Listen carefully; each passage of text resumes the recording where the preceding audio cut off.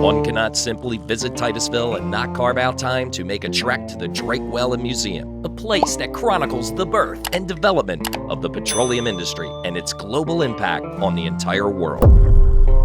So, Drake Well, right in the background. Why are we here? Colonel Edwin Laurentine Drake struck oil here August 27, 1859, and that started everything. Pennsylvania was producing the bulk of the world's oil until the 1890s. What happened? Why don't we see any of these oil rigs anymore in Pennsylvania? Well, we do, actually. In fact, if the oil gets really hard to find elsewhere, drillers are probably going to come back here, but our rock is so dense, it's just a lot easier to get the oil in Texas or Alaska or elsewhere in the world. So, Sue, are you telling me that I should buy like 1,000 acres up here? That hasn't been drilled yet?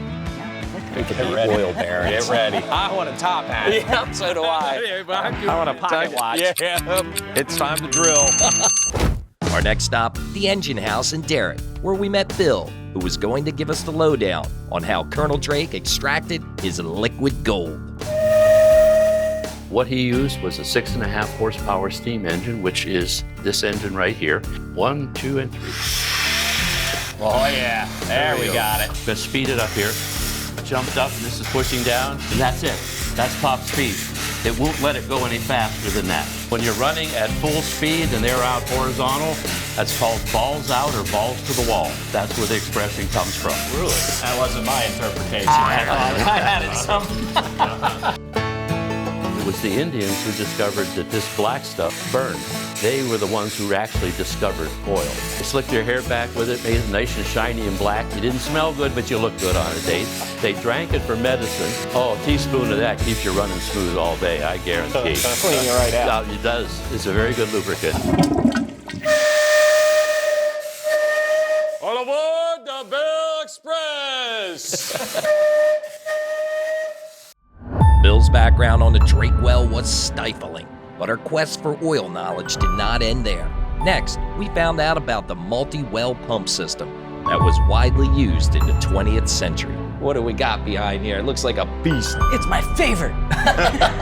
This system could pump up to 20 wells, and these continue to operate in western Pennsylvania, pumping many wells. We got Stuart here now. He's gonna fire this machine up. Are you ready? I'm ready.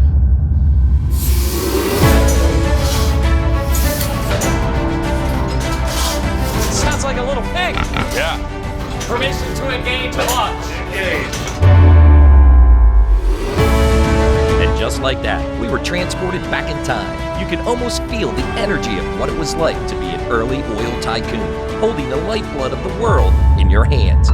So as any great oil tycoon would do, we ended our tour by checking in on one of the pumps. Well, Sue, here we are, about 300 feet away. This is a pump jack, and it's taking the horizontal movement of the rods coming out of the central power to the well and transferring it to a vertical, pulling those rods and the working valve from the bottom of the well up to the surface, bringing that oil up with it. So, what's our chances of getting some of this black gold? I think we can set you up. Looks like we're gonna strike it rich, Brian. Sue, thank you so much. Absolutely. Thank you for coming. Thank you. Absolutely amazing.